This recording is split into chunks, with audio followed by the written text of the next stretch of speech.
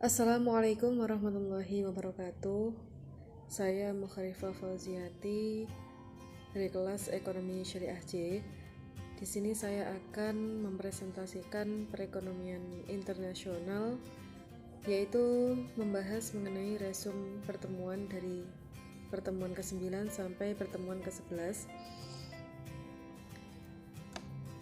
Baiklah. Yang pertama adalah pertemuan 9, yaitu teori model Hecker-Ohlin. Model Hecker-Ohlin adalah model matematis perdagangan internasional yang dikembangkan oleh Elie Heckscher dan Bertil Ohlin. Model ini didasarkan dari teori keunggulan komparatif David Ricardo dan juga memprediksi pola perdagangan dan pola produksi berdasarkan banyak faktor atau faktor endowment di suatu negara. Nah, model ini pada intinya mencetuskan bahwa suatu negara akan mengekspor produk yang menggunakan faktor yang murah dan berlimpah dan mengimpor produk yang menggunakan faktor yang langka. Selanjutnya, asumsi-asumsi pada model ini yaitu kedua negara tersebut barang-barang yang dijual memiliki teknologi produksi yang identik. Yang kedua, output produksi harus memiliki skala hasil return to scale yang konstan. Dan yang ketiga adalah mobilitas faktor. Dan yang terakhir adalah persaingan sempurna. Selanjutnya pada pertemuan ke-10 yaitu skala ekonomis dan persaingan tidak sempurna dalam perdagangan internasional. Skala ekonomis merupakan suatu teori yang menggambarkan bahwa fenomena menurunnya biaya produksi per unit pada suatu perusahaan yang diiringi dengan meningkatnya volume produksi atau output tersebut. Nah, pada teori ini, semakin besar suatu perusahaan, maka semakin rendah biaya produksi per unit produk yang dihasilkan. Nah, implementasi dari skala ekonomis ini, produksi massal itu dalam jumlah besar justru mampu menekankan biaya produksi per unit. Nah, sederhananya pembelian bahan baku dalam jumlah besar umumnya akan memperoleh diskon sehingga harga bahan baku atau input itu menjadi lebih murah dan akan menjadi lebih menguntungkan.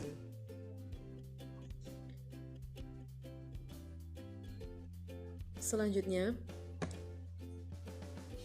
pasar persaingan tidak sempurna, masih dalam pertemuan ke-10. Pasar persaingan tidak sempurna adalah struktur pasar di mana jumlah penjual itu lebih banyak daripada jumlah pembeli di suatu pasar. Nah, meskipun jumlahnya sedikit, penjual di pasar persaingan tidak sempurna berhak atas penjualan produk tertentu dan hanya mereka yang boleh tahu atau mampu menjual produk dengan jumlah terbatas. Nah, adapun ciri-cirinya dari pasar persaingan tidak sempurna adalah ketidakseimbangan antara penjual dan pembeli, yaitu lebih banyak penjualnya daripada pembelinya. Yang kedua adalah penjual itu sebagai penentu harga. Yang selanjutnya, penjual lain sulit untuk masuk ke dalam pasar karena akibat penjual yang banyak tadi. Dan yang terakhir itu adalah tidak ada barang pengganti.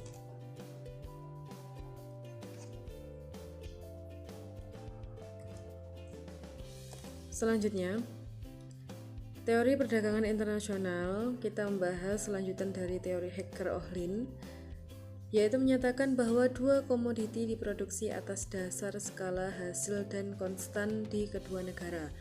Jika menanggalkan asumsi dan berpegang pada realita, yakni skala hasil yang meningkat, maka akan memahami perdagangan di antara kedua negara, yang faktor produksinya itu mampu maupun komoditinya adalah andalannya identik.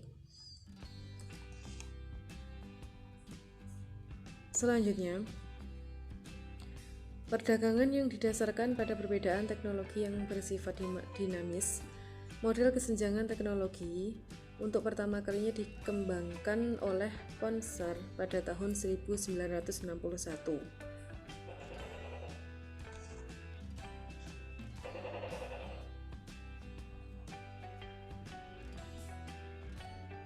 Selanjutnya, perdagangan yang didasarkan pada perbedaan teknologi yang bersifat dinamis.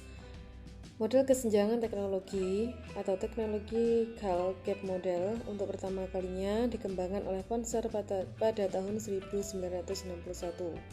Menurut teori ini, sejumlah besar perdagangan di antara negara-negara industri maju ternyata didasarkan dalam keluarnya produk-produk baru dan oleh proses-proses produksi yang baru. Selanjutnya,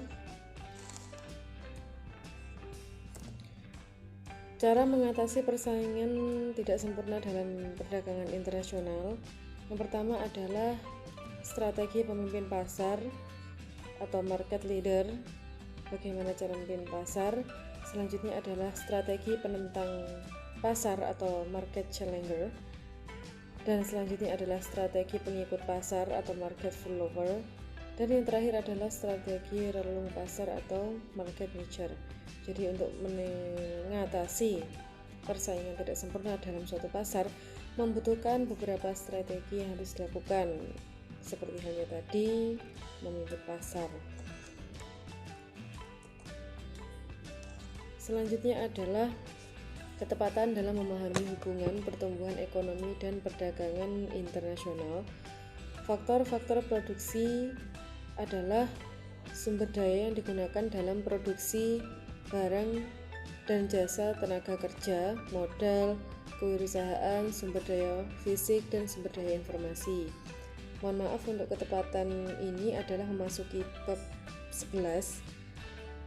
Selanjutnya saya lanjutkan. Perbedaan utama sistem ekonomi terletak pada sistem mengelola faktor-faktor produksinya. Selanjutnya adalah pertumbuhan faktor-faktor produksi. Itu dipengaruhi oleh 4. Yang pertama adalah sumber daya alam, yaitu meliputi segala sesuatu yang ada di dalam bumi seperti tanah, tumbuhan, hewan, udara, dan lain sebagainya. Yang kedua adalah modal, yaitu adalah barang atau hasil produksi yang digunakan untuk menghasilkan produk lebih lanjut. Berdasarkan sumbernya, modal itu dibagi menjadi 2, yaitu modal sendiri maupun modal asing. Selanjutnya yaitu pertumbuhan faktor-faktor produksi.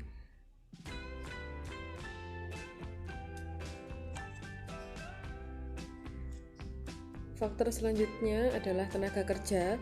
Berdasarkan sifatnya, faktor produksi atau tenaga kerja itu dibagi menjadi 2. Yang pertama adalah tenaga kerja jasmani dan yang kedua adalah tenaga kerja rohani.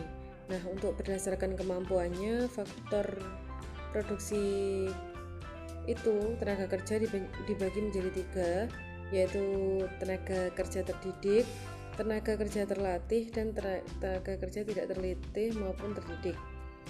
Selanjutnya adalah pengusaha atau kewirausahaan. Diartikan sebagai kemampuan yang dimiliki seseorang untuk mengorganisasikan atau mengatur dan mengkombinasikan faktor produksi alam, tenaga, dan kerja modal. Agar produksi dapat berjalan lancar, seorang pengusaha hendaknya memiliki keahlian, yaitu seperti manajerial, keahlian teknologi, dan keahlian dalam berorganisasi.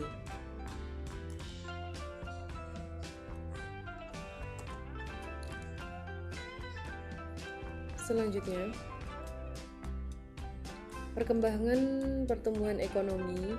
Menurut Sadono Sukirno, bahwa pertumbuhan ekonomi itu berarti perkembangan fiskal, produksi barang dan jasa yang berlaku di suatu negara, seperti pertambahan dan jumlah produksi barang industri, perkembangan infrastruktur, pertambahan jumlah sekolah, pertambahan produksi sektor jasa, dan pertambahan produksi barang, dan lain sebagainya. Nah, untuk memberikan suatu gambaran kasar mengenai pertumbuhan ekonomi itu sendiri yang dicapai pada suatu negara, ukuran yang selalu digunakan adalah mengenai tingkat pertumbuhan pendapatan nasional real yang dicapai. Selanjutnya, kebijakan ekonomi suatu negara. Jadi kebijakan ekonomi makro secara garis besar itu dibedakan menjadi kebijakan fiskal dan kebijakan moneter. Seperti juga ekonomi dapat dibagi menjadi sektor real dan sektor moneter.